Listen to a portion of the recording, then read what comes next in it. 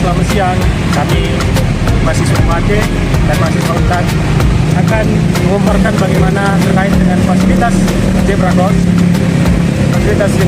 di Universitas 17 Agustus 1945 sebagai fasilitas penyeberangan mahasiswa UNTAD dan masyarakat lokal. Baik, silakan pemeriksaan. Check it out. Nah, seperti yang video sebelumnya, ada seseorang yang sedang melintas penyeberangan umum, yaitu zebra cross. Lokasi penyeberangan tersebut adalah penyeberangan besar di Jalan Minggu Simono, satu arah yaitu arah ke barat menuju Jalan Raya Manyar, dan di seberang jalan satu arah ke arah timur menuju Jalan Simolowaru. Ya, fasilitas ini sering digunakan kepada mahasiswa atau mahasiswi UNTAD yang sedang melakukan menyeberangi jalan untuk menuju UNTAD maupun meninggalkan UNTAD. Berdasarkan volume kendaraan dan tingkat banyaknya penyeberangan jalan untuk menyeberangi jalan ini dibutuhkan fasilitas penyeberangan untuk tetap terjaminnya keamanan, keselamatan, ketertiban, dan kelancaran lalu lintas angkutan jalan. Fasilitas penyeberangan di lokasi ini dilengkapi dengan zebra cross dan polycan crossing sebagai alat bantu penyeberangan zebra cross dengan dilengkapi fasilitas tombol lalu lintas yang dilengkapi simbol izin dan larangan. Fasilitas ini sangat membantu penyeberang untuk menyeberangi jalan. Lalu, mengapa kendaraan yang melintas wajib berhenti dan pejalan kaki dapat menyeberangi jalan? Simak penjelasan kami mengenai izin dan larangan terkait dengan fasilitas pejalan kaki, yaitu rambu peringatan, menggunakan penyeberangan, beserta dasar hukumnya. Menurut pasal 9 ayat 6 pada Peraturan Menteri Perhubungan Nomor 13 Tahun 2014 tentang rambu lalu lintas, yaitu rambu lalu lintas untuk fasilitas pejalan kaki menggunakan penyeberangan termasuk ke dalam rambu lalu lintas peringatan. Fungsi dan tujuannya untuk menjadinya keamanan, keselamatan, ketertiban dan kelancaran lalu lintas angkutan jalan, yaitu memberikan prioritas keselamatan dan kenyamanan pejalan kaki. Fasilitas tersebut agar pengemudi ini memperlambat dan menghentikan kendaraannya setelah melihat dan mengetahui ada pejalan kaki yang akan menyeberang. Melalui hak dan kewajiban tersebut, dapat dilihat bahwa pejalan kaki menyeberang memiliki hak untuk menyeberang jalan dan pengguna motor wajib berhenti ketika lampu merah menyala. Hak dan kewajiban tersebut tertuang dalam Undang-Undang Nomor 29 Tahun 2009 tentang lalu lintas dan angkutan jalan.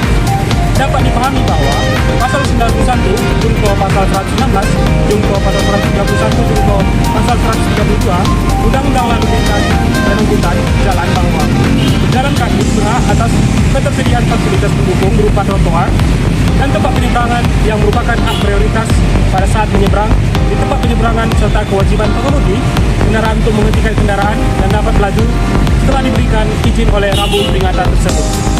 Selanjutnya, berdasarkan Peraturan Pemerintah Nomor 79 Tahun 2013 tentang jaringan lalu lintas dan angkutan jalan pada pasal 38 ayat 2 dapat dipahami bahwa marka melintang zebra cross sebagai batas berhenti bagi kendaraan yang diwajibkan berhenti oleh alat pemberi isyarat lalu lintas tempat penyeberangan, bahwa larangan tersebut untuk pengendara untuk terus melaju dan izin untuk berjalan kaki untuk melintasi zebra cross. Fasilitas penyeberangan lintas ini sungguh bermanfaat agar terjaminnya keamanan, keselamatan, ketertiban, dan kelancaran lalu lintas angkutan jalan di Jalan Minggu Simono ini. Kiranya lampu lalu lintas ini tetap dilakukan pemeliharaan sesuai dengan Perhub Nomor 13 Tahun 2014 tentang rambu lalu lintas agar optimalnya fasilitas yang ada, serta menambahkan lampu peringatan yang dapat ditempatkan sesuai kebutuhan agar pengendara